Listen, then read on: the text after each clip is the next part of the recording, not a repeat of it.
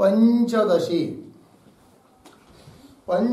ग्रंथ में छठा प्रकरण और इस चित्रदीप प्रकरण के अंतर्गत आज श्लोक है 54 नंबर का। बराबर। इस 54 नंबर के श्लोक की अवतरणिका को पढ़ेंगे।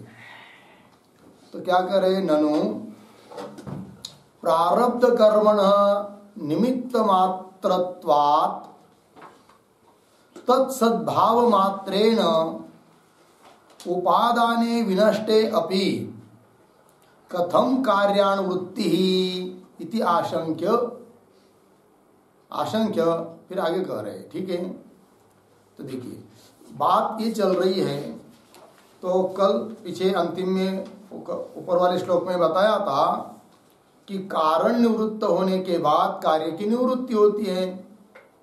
अविद्या कारण है और अध्यास कार्य है। तो कारण रूप अविद्या की निवृत्ति होने पर अध्यास निवृत्त होता है, विक्षेप निवृत्त होता है, अनर्थ निवृत्त होता है। इस पर पूर्व पक्ष ने कहा था कि कारण की निवृत्ति होने पर कार्य की निवृत्ति हो रही है, ये तुम्हारा कहना ठीक नहीं। क्यों? कि भाई अविद्या निवृत्त होने पर भी ज्ञानी पुरुष में देहादिक दिखाई देती है ज्ञानी पुरुष के। इसका मतलब देह भी तो अविद्या का कार्य है, विक्षेप है, और उसका कारण अविद्या तो निवृत्त हुई है, तो भी देहादिक की उपलब्धि हो रही है। इसका मतलब कारण की निवृत्ति से कार्य की निवृत्ति होती है। ये तुम्हारा कहना ठीक नहीं। कौन बोला था? पूर्व पक्षी। उस पर सिद्धांतियों ने उत्तर दिया, अरे भाई ये तो नियम ठीक ही है, अविद्या की कारण की निवृत्ति होने से कार्य की निवृत्ति होती है, किंतु फिर ज्ञानी पुरुष का देह क्यों नष्ट नहीं होता है ब्रह्म ज्ञान होते ही? क्योंकि ब्रह्म ज्ञान होने से उस देह का कारण जो अविद्या वो तो निवृत्त हुई है। उसका उत्तर दिया क्या कि प्रतिबंधक वहां बैठा है। कौन प्रतिबंधक है? प्रारब्ध। तो ज्ञान होने से अविद्या निवृत्त होने पर भी उस अविद्या का कार्य देह तब तक निवृत्त नहीं होता है, नष्ट नहीं होता है, जब तक उसका प्रारब्ध बाकी है। तो प्रारब्ध प्रतिबंधक हुआ, और प्रारब्ध नष्ट होते ही वो देह निवृत्त हो जाता है। अतः इस नियम के लिए कोई आपत्ति नहीं है। कौन सा? कारण की निवृत्ति होने से कार्य की निवृत्ति होती है। इस पर पुनः शंका कर रहा है पूर्व पक्षी। तो वो बोलता है, देखो भाई, कारण के दो प्रकार होते हैं, एक उपादान कारण होता है और एक निमित्त कारण होता है। और उपादान कारण का नाश होने पर कार्य निवृत्त होता है, तो नियम है, सब जगह वैसे देखा जाता है। पट के उपादान कारण तंतु यदि नष्ट हो जाते हैं तो पट नष्ट ही होता है। घट के उपादान कारण कपाल, वो यदि नष्ट होते हैं तो घट नष्ट ही होता है। लेकिन आप कह रहे हो कि ब्रह्मज्ञान होने पर अविद्या का आवरण वगैरह निवृत्त हुए, तो भी देह रहता है अविद्या का कार्य होने पर भी, क्योंकि प्रारब्ध प्रतिबंधक है। किंतु उसको पूछ रहे, फिर पूर्व पक्षी पूछ रहा है कि देह के लिए उपादान कारण है अविद्या और निमित्त कारण है प्रारब्ध। फिर उपादान कारण नष्ट होने पर केवल निमित्त कारण के आधार पर, प्रारब्ध के आधार पर, निमित्त कारण के आधार पर वो केवल रहने से कैसा कार्य रह सकता है कि नहीं? कपाल नष्ट हुए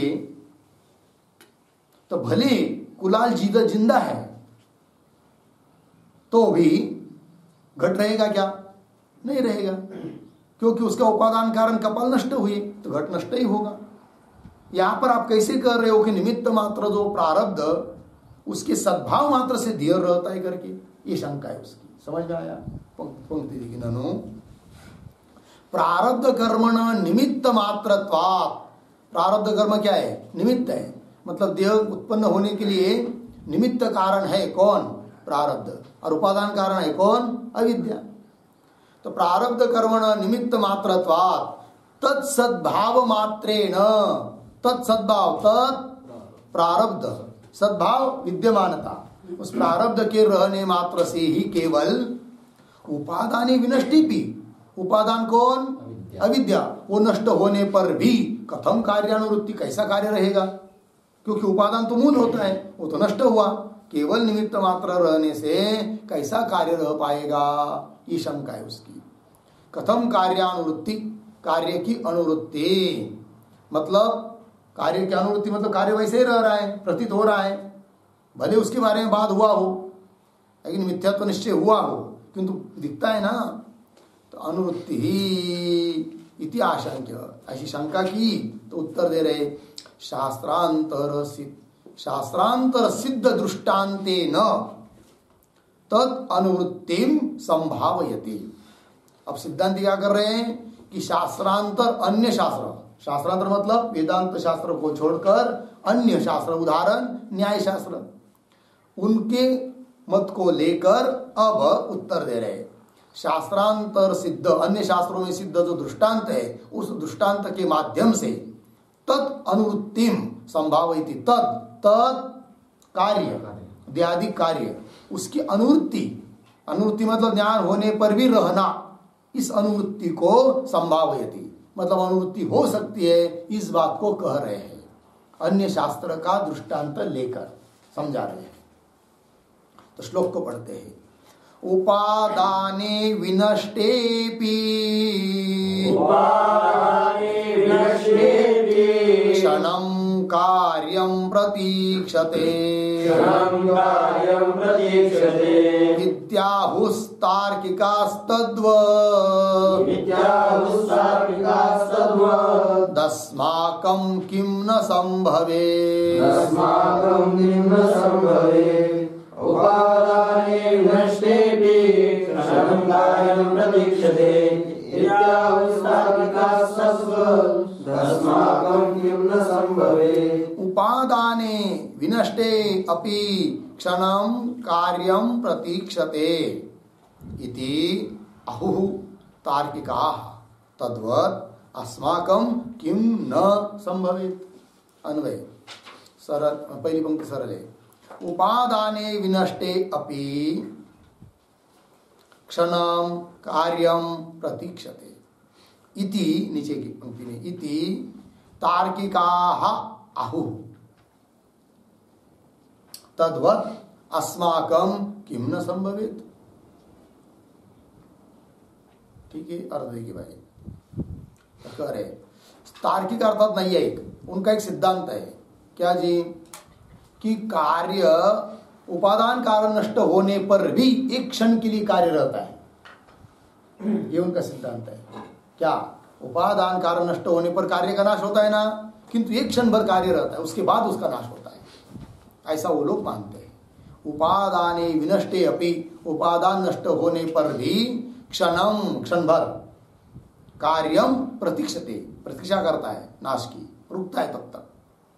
इति तार्किकाः आहुः, ऐसा कौन बोलते हैं? तार्किक लोग, नहीं यही लोग क्या बोलते हैं? उपादान कारण नष्ट होने पर भी क्षण भर कार्य रहता है। तद्वत, तो सिद्धांति कर रहे वेदांती कि जैसा नैयायिकों के मत में उपादान कारण नष्ट होने पर भी एक क्षण कार्य रहता है, ठीक है ना, तो उस प्रकार हमारे मत में क्यों नहीं होगा? हम भी मानेंगे उपादान कारण अविद्या नष्ट होने पर भी देहादिक रहते हैं, है कि नहीं? वही करे तद्वत अस्माकम किम न संभवेत, क्यों नहीं रहेंगे देहादि कार्य, अर्थात रहेंगे। ये हुआ। अब देखिए आगे के श्लोक क्या उत्तरने का को पढ़ेंगे। ननु तार्किकैः कार्यस्य क्षणमात्रम अवस्थानम अंगीकृतम न चिरकालम इत्याशंक्याः। अब देखिए वो शंका करता है कौन? पूर्व पक्षी। पूर्व पक्षी बोल रहा है, हे सिद्धांती, तुमने तार्किकों का उदाहरण लेकर अपने बात को क्लियर किया, ठीक किया, किंतु उन तार्किकों ने अर्थात नैयायिकों ने उपादान कारण नष्ट होने के बाद कार्य रहता है माना, किंतु कितना देर माना? एक क्षण भर कार्य रहता है, इतना ही माना। ऐसा नहीं कि 2-4 घंटा रहता है, 4-5 दिन रहता है, महीना भर रहता है कार्य, ऐसा तो उन लोगों ने माना नहीं है। किंतु तुमने तो चिरकाल नहीं माना ना, किंतु इधर क्या हो रहा है? ब्रह्म ज्ञान हुआ, अविद्या नष्ट हुई, अर्थात देहादिकों का उपादान कारण अविद्या नष्ट हुई। तो भी देह रहता है और चिरकाल रहता है, बहुत दिन तक रहता है, जब तक प्रारब्ध समाप्त नहीं होता। तो जरूर थोड़ी है कि प्रारब्ध एक ही दिन का होगा, 1 महीने का होगा, 1 वर्ष का होगा। कदाचित जीवन मुक्त महात्मा ज्ञान होने पर भी 10 साल, 20 साल, 50 साल भी रह सकता है। तो उन लोगों ने तो क्षण भर माना था, चिरकाल तो माना नहीं, कार्य रहता है करके। और तुमने तो ब्रह्म ज्ञान होने पर उपादान कार्य नष्ट होता है तो भी चिरकाल तक कार्य माना। ये कैसे हुआ, कैसे होगा? फिर कौन बोल रहा है? पूर्व पक्षी। शंका समझ में आई ना उसकी? पंक्ति देखी पुनः, अवतर लिखा। ननु तार्किक ही, तार्किक लोगों ने कार्यस्य, कार्य की क्षण मात्रम अवस्थानम, कार्य का क्षण भर अवस्थान मतलब स्थिति मानी है, अंगीकृतम, स्वीकृतम। न चिरकालम, बहुत देर तक कार्य रहता है, ऐसा उन लोगों ने कहा नहीं। न चिरकालम इति आशंक्य, ऐसी शंका करके उत्तर दे रहे आहक श्लोक के माध्यम से। तंतूनां दिन संख्यानां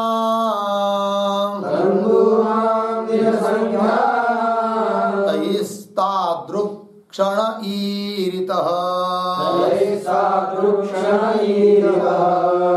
भ्रमस्यासंख्यकल्पस्य योग्यक्षणः इहेष्यताम् तंतूनां दिन संख्यानां ते तैः तादृक्षणः ईरितः भ्रमस्य असंख्याकल्पस्य योग्यः क्षणः इह इष्यताम्। अन्वय दिन संख्यानां तंतूनां तैः तादृक्षणः ईरितः। नीचे इह असंख्य कल्पस्य भ्रमस्य, असंख्य कल्पस्य भ्रमस्य योग्यः क्षणः ईष्यताम्। हो गया? ध्यान दीजिए अर्थ। तो पूर्व पक्षी को उत्तर दे रहे सिद्धांती। सिद्धांती कह रहे अरे पूर्व पक्षी ध्यान दीजिए भाई। सिद्धांती कह रहे अरे पूर्व पक्षी, तार्किकों ने उपादान कारण नष्ट होने पर ये क्षण ही कार्य को माना, कार्य की स्थिति माना। वैसा ही हमने भी उपादान कारण नष्ट होने पर कार्य की स्थिति, देहादिकों की स्थिति क्षण भर ही मानी है। हमने भी। कौन कह रहे? सिद्धांती। बोलेंगे भाई कैसे क्षण भर मान रहे? ऐसी जरूरत थोड़ी है कि ज्ञानी को ज्ञान हुआ और उसके बाद क्षण भर जीवित रहा फिर मर गया, ऐसा है क्या? देह तो कितने भी दिन रह सकता है, 10 साल, 20 साल, 50 साल भी। कैसा क्षण भर कर रहे हो? तो उसका उत्तर दे रहे सिद्धांती। देखो भाई, समझ लीजिए घट है चाहे पट है कार्य, और उस पट का आयुष्य कितना होता है? समझ लीजिए पट है कपड़ा, उसका आयुष्य कितना होता है? कुछ दिन का, 1-2 साल का तो दिन ही है ना। तो कुछ दिन का ही आयुष्य है उसका। तो उसके हिसाब से उसका उपादान कारण नष्ट होने पर उसके हिसाब से एक क्षण उन्होंने कल्पना की है तार्किकों ने कि क्षण भर स्थित रहता है करके। ठीक है, तो हम भी कहते हैं कि जीव को जो भ्रम हुआ है वो कब का है, कितने दिन का है बताओ? अनंत कल्पों का है, उसका कोई हिसाब नहीं है। तो उस अनंत कल्पों की अपेक्षा अब ज्ञान होने के बाद भले 50 साल भी जिंदा रहा महात्मा, तो भी उस अनंत कल्पों की अपेक्षा से देखेंगे तो 50 साल भी कितने हो जाएंगे? क्षण भर के लिए।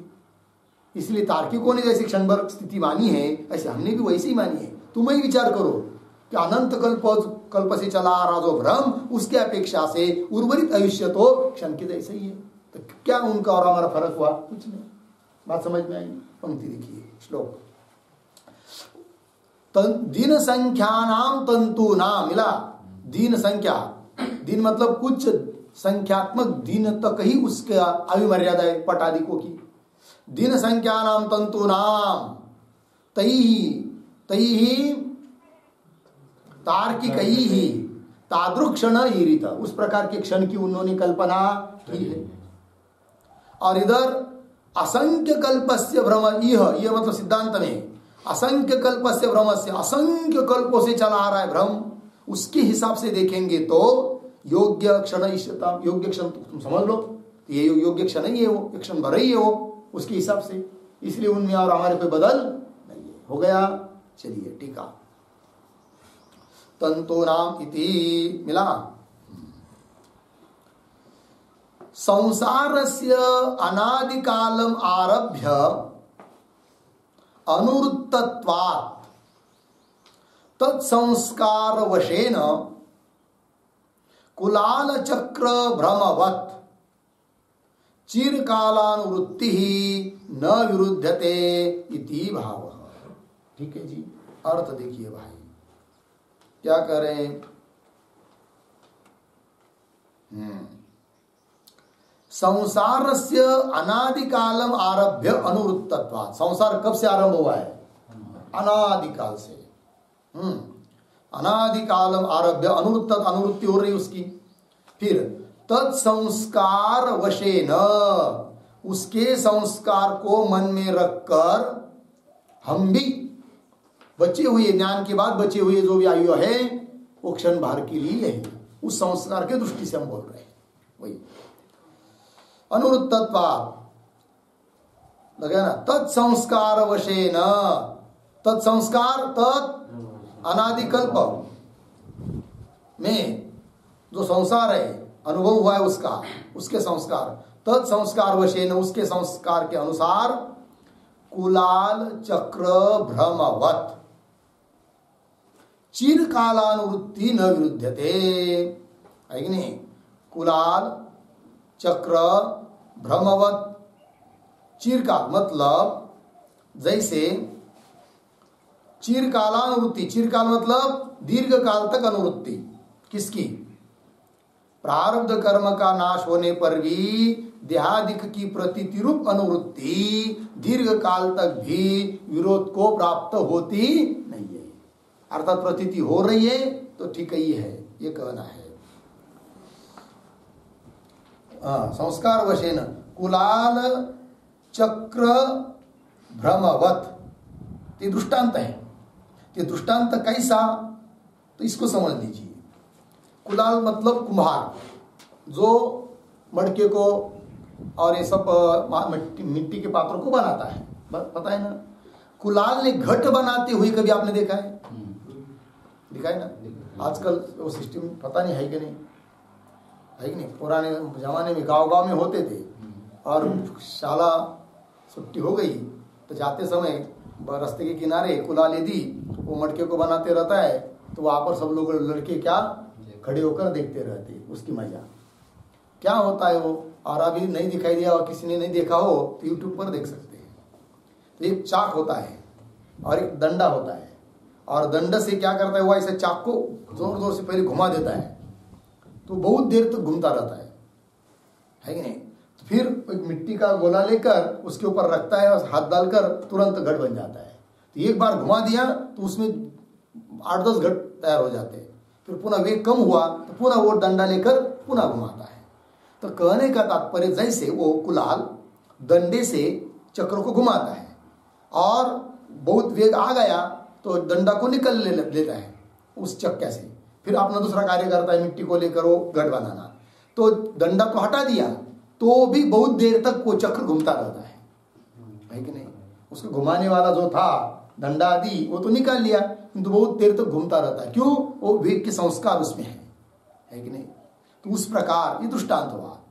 तो प्रारब्ध कर्म रूप निमित्त होने से भले ज्ञान हुआ है, ज्ञान होने से अविद्या निवृत्ति हुई है, किंतु उस संस्कार से प्रारब्ध से क्या बहुत देर तक इसका जीवन रहता है, जैसा चक्का बाद में भी घूमता रहता है उसकी तरह। ये दृष्टांत दिया।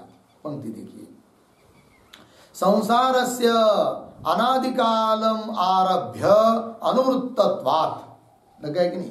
अनुवृत्त हो रहा है, संसार चलता रहा है, चलता रहा है, चलता जा रहा है। पता नहीं आज तक हम लोगों ने कितने जन्म लिए, कुछ बता सकते हैं? कोई भी नहीं बता सकता है। और जन्म तो लिए हैं, क्योंकि जन्म मृत्यु ये तो पुनरावृत्ति तो मानी है और युक्ति से सिद्ध है, शास्त्र भी कहता है, ठीक है ना। तो अनंत जन्म हुए हैं, और कितने जन्म हुए, कौन कौन जन्म हुए, इसका कोई ठिकाना नहीं है, ठीक है ना। तो उस संस्कार वशे न कुलाल चक्र भ्रमव, चक्र कहते चक्का को, कुलाल का चक्का, चक्का मतलब चाक, चक्र, उसका भ्रमण जैसा बाद में भी चलता रहता है, उसकी तरह कुलाल चक्र भ्रमवत, भ्रमणवत मतलब उसके भ्रमण क्रिया की तरह चिरकालानुवृत्ति न विरुद्धते। चिरकाल अनुवृत्ति मतलब दीर्घ काल तक अनुवृत्ति कोई विरोध को प्राप्त होती नहीं है, मतलब ज्ञान होने पर भी देह की प्रतीति हो ही सकती है, ये कहना। न विरुद्धते इति भाव। लग गया पंक्ति भाई, आगे चलिए। अब आगे के श्लोक की अवतरणिका को देखिए। ननु तार्किकैः यथा अयुक्तम अभीतम तद्वत् भवतामपि इति आशंक्य सोक्तौ तत वैषम्यम दर्शयति। ठीक, अब देखिए पूर्व पक्ष शंका कर रहा है, ननु शाशंक्यता क्या कहता है वो कि ननु तार्किकैः यथा अयुक्तम अभीतम, अभीतम कथितम। नैयायिकों ने तो गलत बताया है। क्या गलत बताया? कि उपादान कारण नष्ट होने पर कार्य रहता है। ऐसा कहीं होता है क्या? ऐसा कैसा होगा? उपादान कारण नष्ट हुआ और कार्य रहता है, कार्य रहता है, फिर ला कर दिखाओ उसमें पानी, है कि नहीं? उपादान कारण घट का कपाल, घट का उपादान कारण कपाल नष्ट हुए तो भी तुम क्या बोल रहे हो? क्षण भर घट रहता है, तो फिर पानी रख के रहना चाहिए उसमें, होता है क्या ऐसा? नहीं। अर्थात उन्होंने जो कहा है क्षण भर कार्य रहता है वो गलत कहा है। वैसे तुम भी कह रहे हो। कौन बोल रहा है? पूर्व पक्ष। किसको? सिद्धांतियों को। ननु तार्किकैः यथा अयुक्तम अभीतम, गलत कह दिया है। तद्वत् भवतामपि, भवताम सिद्धांति, वैसे तुमने भी कहा, कह रहे हो। तद्वत् भवतामपि अभीतम इति आशंक्य, ऐसी शंका करके उत्तर दे रहे सिद्धांति। स्वोक्तौ, सिद्धांति करे हमारे उक्ति में, अपने उक्ति में ततः वैषम्यम दर्शयति। ततः, ततः तार्किकतः, नैयायिकतः, नैयायिक की उक्ति के, उक्ति से विषमता, भिन्नता दिखा रहे अपने उक्ति में। कौन? सिद्धांति। लग गया पंक्ति? चलिए भाई, लग गया अर्थ। ततः का अर्थ क्या कर दिया? नैयायिक आदिभ्य, नैयायिक की उक्तियों से हमारी उक्ति में क्या भिन्नता है, इस बात का स्पष्टीकरण कर रहे हैं। विना क्षोध क्षमं मानं तैर्वृथा परिकल्प्यते श्रुतियुक्त्यनुभूतिभ्यो वदतां किं नु दुष्यकम्। विना क्रोध क्षमामानं तैर्वृथा परिकल्प्यते श्रुतियुक्त्यनुभूतिभ्यो वदतां किं नु दुष्यकम्। विना क्षोध क्षमं मानं तैः वृथा परिकल्प्यते श्रुतियुक्त्यनुभूतिभ्यः वदतां किं नु दुष्यकम्। अन्वय। क्षोध क्षमं मानं विना, क्षोध क्षमं मानं विना तैः वृथा परिकल्प्यते। नीचे सरल है। श्रुतियुक्ति अनुभूतिभ्यः वदतां किं नु दुष्यकम्। अर्थ देखिए भाई, तो कह रहे क्षोध क्षमं मानं विना तैः वृथा परिकल्प्यते। सिद्धांति कह रहे तैः तार्किकैः वृथा परिकल्प्यते। तार्किकों ने वो व्यर्थ ही बताया है, क्योंकि उनका कहना विचार के बिना है कि नहीं? यदि मान का प्रमाण से विचार करेंगे तो उनका कहना युक्ति के सामने टिकता नहीं है। वही कह रहे क्षोध क्षमं मानं विना। मान कहते प्रमाण को, और कैसा मान उन्होंने कहा है, मतलब उनका कहना प्रमाण थोड़ी है। तो वो उनका कहना क्षोध क्षमं मानं विना है। क्षोध क्षम का अर्थ होता है विचार को सहन करना, ये होता है क्षोध क्षम। और विचार को विचार करने पर न टिकने वाला, ऐसा उन्होंने बताया है। किन्होंने? तार्किकों ने। क्योंकि कोई भी व्यक्ति विचार करेगा तो उपादान कारण का नाश होने के बाद कार्य की स्थिति किसी को भी जचेगी नहीं। तो वही करे, क्षोध क्षम मानम विना तैहि वृथा परिकल्प्यते। फिर हम लोगों ने जो कहा है वो ऐसा नहीं है उनकी तरह। फिर कैसा? श्रुति युक्ति अनुभूतिभ्य वदताम। हम तो श्रुति से बोल रहे हैं, श्रुति के अनुसार, युक्ति के अनुसार और अनुभूति के अनुसार बोलने वाले हम लोगों के लिए। वदताम अस्माकम किम नु दुष्यकम, क्या अशक्य है? अर्थात कुछ अशक्य नहीं है। ठीक है, तो टीका को देखिए। क्षोध क्षमम प्रतीक है, उसका अर्थ कर रहे विचारम विचार सहम। क्षोध क्षमम का अर्थ कर दिया विचार सहम। तो क्या अर्थ हुआ मूल का? विचार सह मानम विना, विचार सहित उनका वो मानना नहीं है। मानम विना, तो टीका में मानम विना प्रतीक है। मानम विना का अर्थ कर रहे हैं प्रमाणम अंतरेण इत्यर्थः। विचार सह प्रमाण के बिना उन्होंने कहा है, विचार करके नहीं कहा है। ठीक है ना जी? तक और हम लोगों तो श्रुति युक्ति और अनुभव से बता रहे क्या? ज्ञान होने के बाद भी ज्ञानी का देह रहता है, इसके लिए श्रुति युक्ति अनुभव है। तो क्या श्रुति है? तो श्रुति दे रहे तस्य तावदेव चिरम यावत न विमोक्षे अत संपत्से। ये छांदोग्य उपनिषद की श्रुति है। तस्य ज्ञानिनः तावद एव चिरम, चिरम विलंब, उस ज्ञानी के लिए तब तक ही विलंब है शरीर छोड़ने को। यावत न विमोक्षे, है कि नहीं? उन तब तक ही देर है जब तक न विमोक्षे, देह नहीं छोड़ता है, प्रारब्ध समाप्त नहीं होता है। अथ संपत्त से प्रारब्ध समाप्त हुआ तो तुरंत देह को छोड़ देता है। ये बात कहने का तात्पर्य श्रुति क्या बता रही है? ज्ञान होने के बाद भी ज्ञानी का शरीर प्रारब्ध के अनुसार रहता है। ठीक है, इति श्रुति ही। और चक्र भ्रमादि दृष्टांत युक्ति, युक्ति बता रहे। युक्ति क्या? चक्र भ्रमण। चक्र भ्रमण मतलब कुलाल का जो चाक है वो थोड़ा सा घुमा दिया तो बहुत देर तक घूमता है कि नहीं? ये दृष्टांत है युक्ति। चक्र भ्रमादि दृष्टांत युक्ति। और आगे अनुभूति मतलब अनुभूति प्रतीक है। तो क्या अनुभूति? विद्वत अनुभव, विद्वानों का अनुभव है कि ज्ञान होने पर भी देह रहता है करके। एतेभ्य प्रमाणेभ्य, इन प्रमाणों से किम वक्तुम अशक्यम, हम लोगों के लिए क्या बोलना अशक्य है? किम वक्तुम अशक्यम इति अभिप्राय। अशक्यम अयोग्यम, क्या बोलने, कौन सी बात बोलने के लिए हम लोगों का अयोग्य है? अर्थात कोई नहीं, जो कहा वो ठीक ही कहा है। आगे चलिए भाई, अब आगे के श्लोक क्या उतरने का। प्रकृतम अनुसरति, अब प्रकृत प्रसंग जो चल रहा है उसका अनुसरण कर रहे हैं। क्या प्रकृत प्रसंग है वो? तो वही प्रारब्ध को लेकर प्रसंग चल रहा है 51 श्लोक से। तो देखिए अब उसका अनुसरण कर रहे इस श्लोक में। आस्ताम दुस्तार्किकै साकं विवादः प्रकृतं ब्रुवे स्वाहामो सिद्धमेकत्वं कूटस्थ परिणामिनोः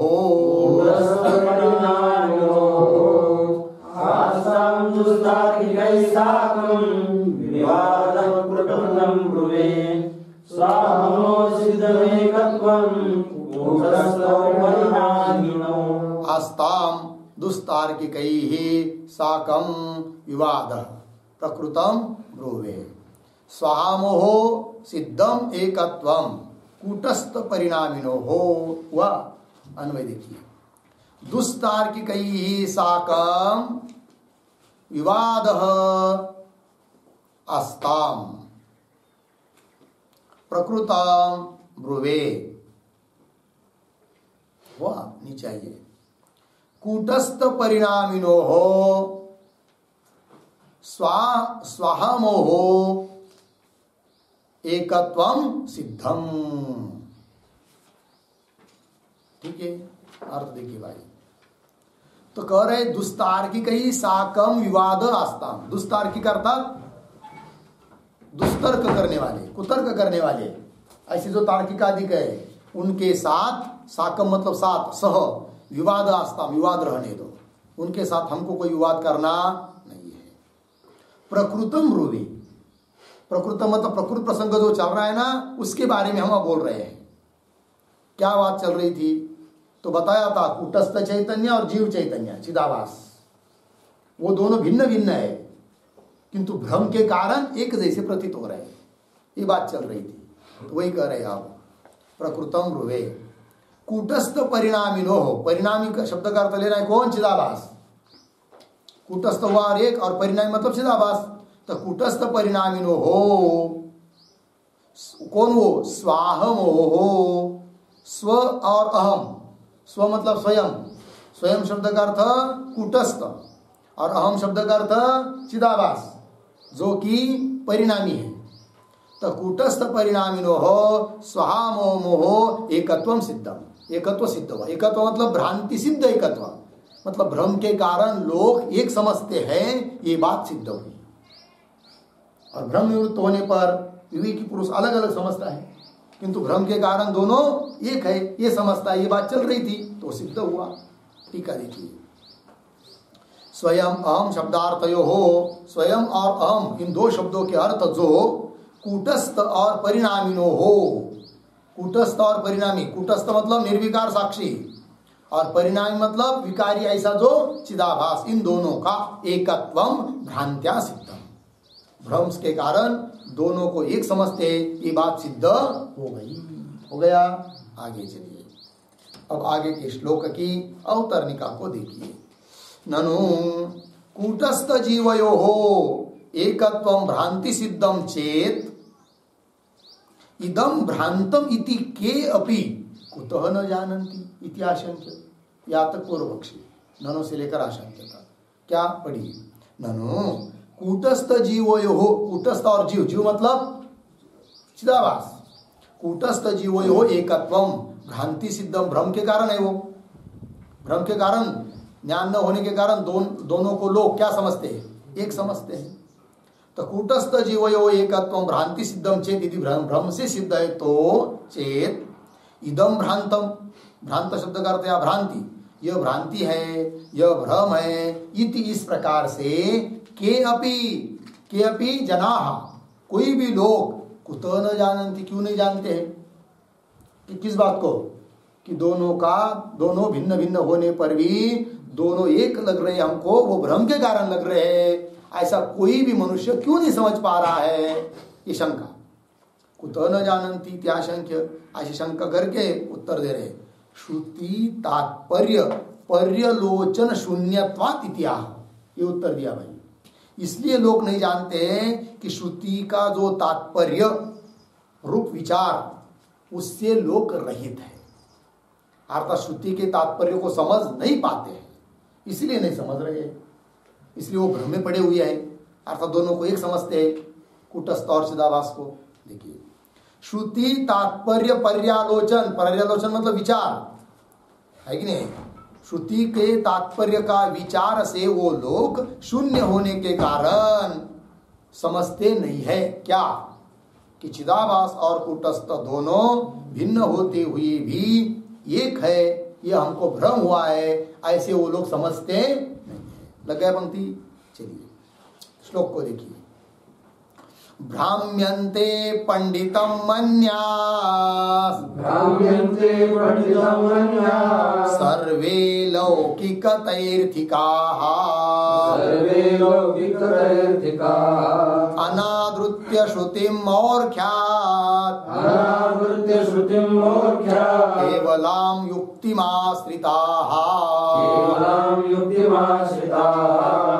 भ्राम्यन्ते पंडितम मन्यास, सर्वे लौकिकतैर्थिकाः, अनावृत्य श्रुतिं मौर्ख्यात्, केवलां युक्तिमाश्रिताः। भ्राम्यन्ते पंडितम मन्याः सर्वे लौकिकतैर्थिकाः अनादृत्य श्रुतिम मौर्ख्यात् केवलाम युक्तिम आश्रिताः। अन्वय देखिए भाई, पंडितम मन्याः लौकिकतैर्थिकाः सर्वे सर्वे लगा इतना, नीचे आइए, मौर्ख्यात् श्रुतिम अनादृत्य, मौर्ख्यात् श्रुतिम अनादृत्य केवलाम युक्तिम आश्रिताः भ्राम्यन्ते। ठीक अर्थ देखिए, तो पंडितम मन्या, अपने आप को पंडित मानने वाले, ऐसे लौकिक और तैर्थिक लोग, लौकिक मतलब अज्ञानी लोग, अज्ञानी लोग व्यवहार के, जिनको शास्त्र के संस्कार नहीं है, किंतु व्यवहार में सब बहुत सारे लोग स्वयं को क्या समझते हैं, बहुत बड़ा पंडित, मेरे जैसे विवेकी कुछ है ही नहीं है। गांव का किसी भी व्यक्ति का कैसा भी विवाद रहने दो, झगड़ा रहने दो, मैं उसको सॉल्व कर देता हूँ, अहंकार हो जाता है। ठीक है नहीं? तो पंडितम मन्यः लौकिक और तैर्थिकाः, तैर्थिकाः शब्द का अर्थ होता है दार्शनिकाः, तीर्थ शब्द का अर्थ होता है दर्शन शास्त्र, और तैर्थिका मतलब उस शास्त्र को जानने वाले, दर्शन को जानने वाले, दार्शनिकाः।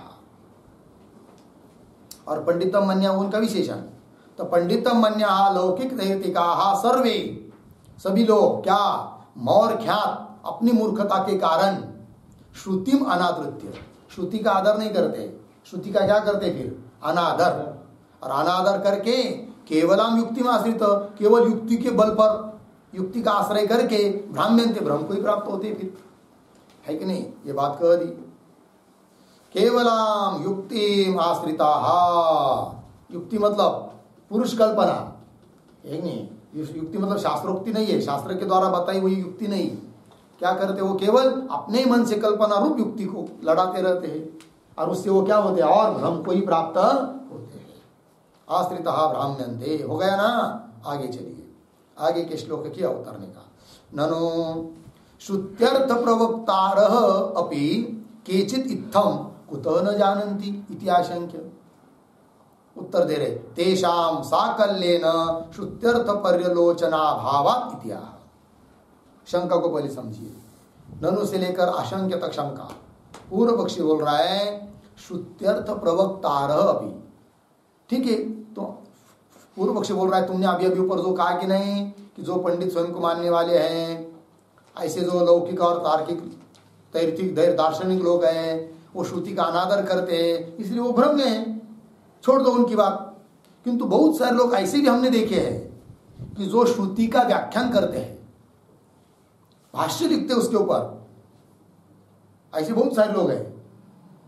जैसे अन्य द्वैतवादियों का भी तो भाष्य है ना उपनिषदों के ऊपर, रामानुजाचार्य, मध्व, वल्लभ, उनका भी भाष्य है कि नहीं। तो बहुत सारे श्रुति का व्याख्यान करने वाले प्रवक्ता लोग, वो भी ऐसा क्यों नहीं समझते फिर, कौन बात को, कि चिदाभास रूप जीव और कूटस्थ दोनों दो है, लेकिन भ्रम के कारण लोग एक समझते, ऐसा क्यों नहीं बोलते वो लोग। शंका समझ में आई। ननो श्रुत्यर्थ प्रवक्तार, श्रुति के अर्थ को प्रवक्ता व्याख्यान करने वाले, अपि केचित बहुत सारे, इत्थम इस प्रकार से, कुतः न जानन्ति क्यों नहीं जानते, इत्थम इस प्रकार से, इस प्रकार मतलब कूटस्थ और जीव का एकत्व भ्रमरूप है, इस बात को इत्थम कुतः न जानन्ति क्यों नहीं जानते हैं इति आशंका, ऐसी शंका हुई। उत्तर दे रहे कि तेषाम तेषाम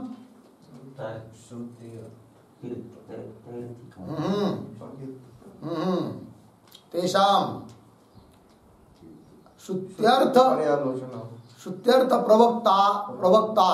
प्रवक्ता लोग, श्रुति के अर्थ का व्याख्यान करने वाले लोग लेना है, किस शब्द से, तेषाम वक्तृणाम, ठीक है ना, श्रुत्यर्थ वक्तृणाम, तेषाम साकल्येन, साकल्य शब्द है आपकी पुस्तक में, न नहीं है ना, तो तृतीयांत होना चाहिए, साकल्य सप्तमी है ना, तो न जोड़ दीजिए, साकल्येन मतलब सकल रूप से, संपूर्ण इत्यर्थः, श्रुत्यर्थ पर्यालोचन अभाव, मतलब जो श्रुति का व्याख्यान कर रहे हैं अन्य लोग, वो तो व्याख्यान तो कर रहे हैं, किंतु सकल रूप से संपूर्ण श्रुति का तात्पर्य नहीं समझ रहे। अपने मत के अनुकूल एक आधी श्रुति मिल गई, उसका व्याख्यान करने लगे, उसी को पकड़ लिया, किंतु आगे का पीछे का क्या तात्पर्य है, श्रुति का क्या कहना चाहती है, उसको वो समझे नहीं है। इसीलिए वो लोग भी नहीं समझ पाए क्या कि चिदाभार और कूटस्थ दोनों को एक समझना भ्रम है, ये समझते नहीं है वो। तेषाम साकल्येन श्रुत्यार्थ पर्यालोचन, पर्यालोचन करते विचार, श्रुत्यार्थ का विचार का उनमें अभाव है, साकल्य रूप से अभाव इतिहास, इसको कह रहे श्लोक के माध्यम से। पूर्वापर परामर्श विकलास्तत्र केचन वाक्याभासान् स्वस्वपक्षे योजयन्त्यप्यलज्जया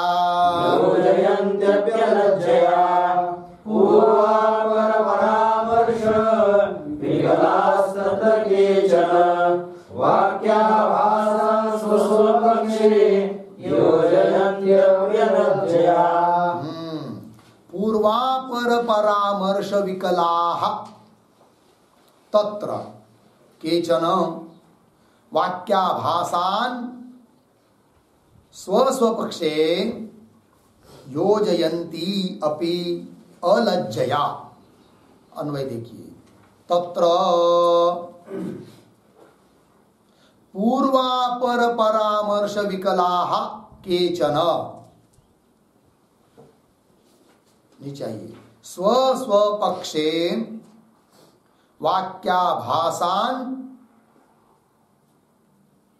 अपि अलज्जया योजयन्ति। अर्थ देखिए, तत्र, तत्र मतलब, तत्र शब्द का अर्थ है पूर्वापर विचार रहितेषु, ऊपर के श्लोक का संदर्भ है, तत्र आया ना, पूर्वापर विचार रहितेषु, पूर्वापर विचार न करने वालों में, पूर्वापर परामर्श विकलाः, पूर्व और अपर मतलब ग्रंथ पढ़ते समय केवल एक वाक्य को लेकर उसका वही प्रमाण वही अर्थ सब कुछ, ऐसा नहीं, आगे का पीछे का सब संदर्भ देखना पड़ता है। तात्पर्य ग्राहक 6 लिंग बताए कि नहीं, उपक्रम उपसंहार के करूपता अभ्यास अपूर्वता फल ये सब। तो पूर्वापर परामर्श, परामर्श शब्द का अर्थ है विचार, परामर्श मतलब विचार, तो पूर्व परामर्श रूप विचार से विकलाः रहिता केचन, कुछ लोग क्या करते हैं, स्व स्वपक्षे, स्व स्वपक्ष मतलब अपने अपने मत में, वाक्याभासान् अपि अलज्जया योजयन्ति, वाक्याभास को अलज्ज लाज छोड़कर अपने पक्ष में अपने मत में जोड़ लेते हैं, है कि नहीं। और क्या बोलते हैं, यही क्या है, सब कुछ है, श्रुति बता रहे हैं, श्रुति का प्रमाण है, बस उतना ही वाक्य ले लिया, ऐसे वो लोग करते हैं, ठीक है ना जी।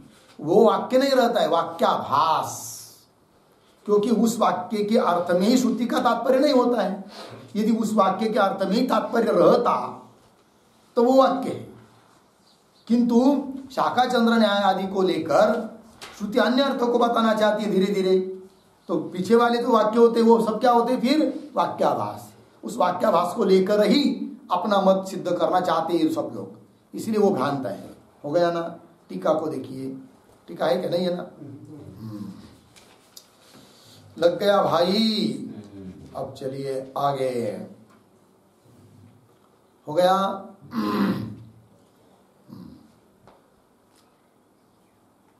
आगे क्या है, आगे के श्लोक को देखिए, आगे के श्लोक क्या उत्तर निका, तत्र मिला, तत्र तावत।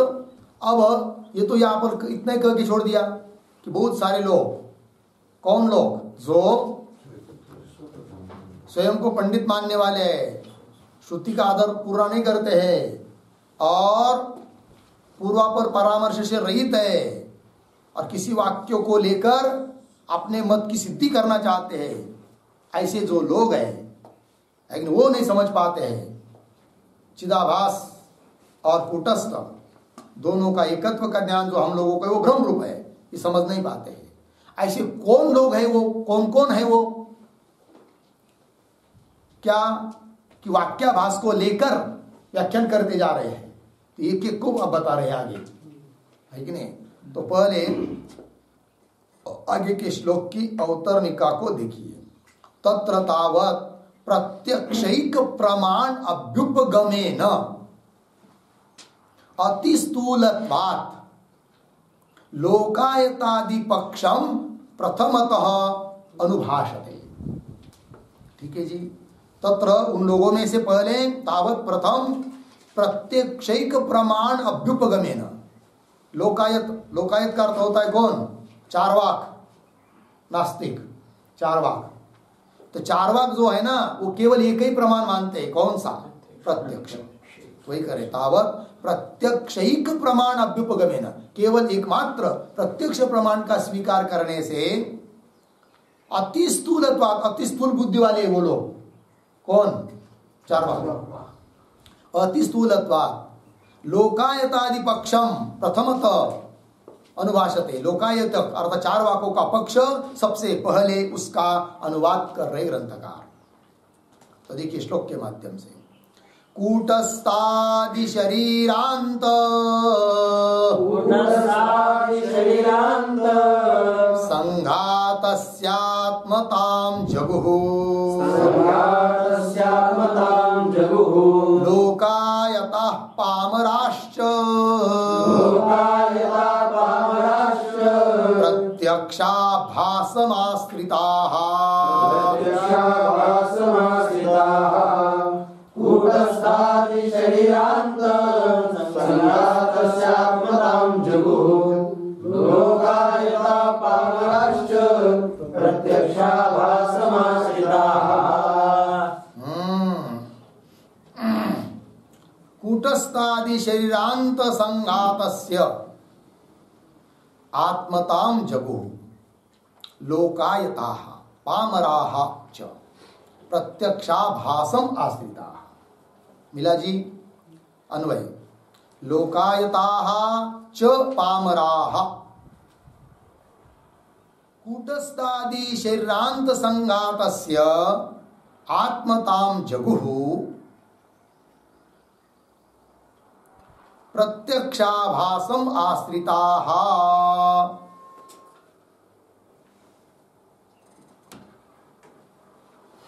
हो गया जी। देखिए भाई, तो लोकायताः च पामरा, लोकायत ऐसे जो पामर लोग, अत्यंत स्थूल बुद्धि के लोग, चारवाकादिक, लोकायताः च पामरा, क्या, कूटस्थादि शरीरांत संघातस्य, कूटस्थ से लेकर शरीर तक ये जितना बड़ा संघात है कि नहीं। फिर कूटस्थ आया, बुद्धि उपाधि रूप ऐसी बुद्धि आई, उसमें चिदाभास आया, अज्ञान आया, मतलब सूक्ष्म कारण शरीर आया, सूक्ष्म शरीर है, स्थूल शरीर है, ये सब संघात, इसको ही क्या समझते वो, आत्मा, शरीर को ही आत्मा समझते हैं। तो कूटस्थादि शरीरांत संघातस्य, संघात को ही आत्मतां जगु, आत्मता कहते हैं। ऐसे कौन ऐसे लोग, क्या है वो सब, प्रत्यक्षाभासम आश्रिता, वो प्रत्यक्ष प्रमाण का भी आश्रय नहीं करते। सचमुच देखा जाए तो प्रत्यक्षाभास, उनको ऐसा लगता है कि प्रत्यक्ष प्रमाण है करके, किंतु प्रत्यक्ष प्रमाण नहीं, क्या है, प्रत्यक्षाभास। क्योंकि प्रत्यक्ष प्रमाण से जिस बात को समझ रहे उसका यदि बाद होता है तो बाद होता है, इसका मतलब वो प्रत्यक्ष प्रमाण थोड़ी रहा, प्रत्यक्षाभास रहा, जिसका बाद होता है वो भास होता है, आभास मात्र होता है। जैसे वो कहते हैं प्रत्यक्ष प्रमाण है, अहम मनुष्य, प्रत्यक्ष प्रतीति आ रही है, तो शरीर में प्रतीति आ रही है, अतः शरीर ही मैं है, शरीर ही आत्मा है। किंतु ये प्रत्यक्ष प्रमाण नहीं है, प्रत्यक्षाभास है। क्यों, थोड़ी देर के बाद तुरंत आदमी कहने लगता है अहम पश्यामि, तो अहम वृत्ति चली गई इंद्रिय में, तो अहम वृत्ति शरीर में स्थित रही क्या, नहीं। फिर प्रत्यक्ष प्रमाण से शरीर में ही अहम आ रहा है, ये कैसा कह सकते। यदि प्रत्यक्ष वो प्रमाण होता तो उसका बात नहीं हो पाता, अन्यत्र वो अहम नहीं जाता, जा रहा है। इसका मतलब अहम मनुष्य, ये जो प्रत्यक्ष प्रमाण से हम शरीर को आत्मा समझते हैं, जो उनका कहना है वो प्रत्यक्ष प्रमाण नहीं है। जिस प्रमाण पर वो बोल रहे हैं वो प्रत्यक्षाभास है। किंतु थोड़ी देर में क्या होता है, अहम पश्चामी, नेत्र इंद्रियों की तरफ अहम चला गया, अहम का भी विचार है। इसका मतलब अहम शब्द का अर्थ देह हो नहीं सकता है। और अहम देह को मैं समझने वाले और उसके लिए प्रमाण दे रहे, प्रत्यक्ष प्रमाण, किंतु वो प्रत्यक्ष प्रमाण नहीं है, वो तो प्रत्यक्षाभास है। ये कह दिया। टीका को देखिए, कूटस्थादिति प्रत्यक्ष सिद्धत्वेन देहादेहे आत्मत्वं पारमार्थिकं स्यात् इति आशंक्य उक्तम प्रत्यक्षाभास इति। तो कदाचित कोई बोलेगा कि प्रत्यक्ष प्रमाण से सिद्ध है कौन, देहादिक, इसलिए देहादेहे आत्मत्वं, देह ही आत्मा है और वो पारमार्थिक है, वस्तुता है, वास्तविक है। पारमार्थिक मतलब वास्तविक है, देह ही आत्मा है करके।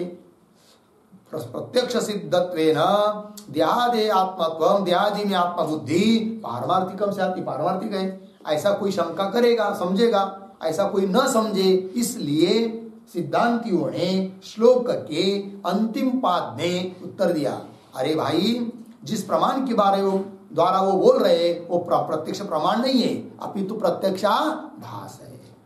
और आभास के द्वारा जो सिद्ध होता है वो वास्तविक नहीं होता है। जैसे अनुमान किया सद हेतु रहता है, तो सद हेतु के द्वारा सिद्ध की हुई वस्तु तो ठीक है, किंतु हेतु नहीं है, सद हेतु नहीं, वो हेत्वाभास है। हेत्वाभास के द्वारा सिद्ध की हुई वस्तु वो कहीं सच होती नहीं है, क्योंकि वो क्या है, अनुमान नहीं, अनुमान आभास है। उस प्रकार यहाँ पर कह दिया। हो गया भाई, बस आगे का विचार कल करेंगे। ओम पूर्णमदः पूर्णमिदं पूर्णात् पूर्णमुदच्यते पूर्णस्य पूर्णमादाय पूर्णमेवावशिष्यते। ओम शांति शांति शांति।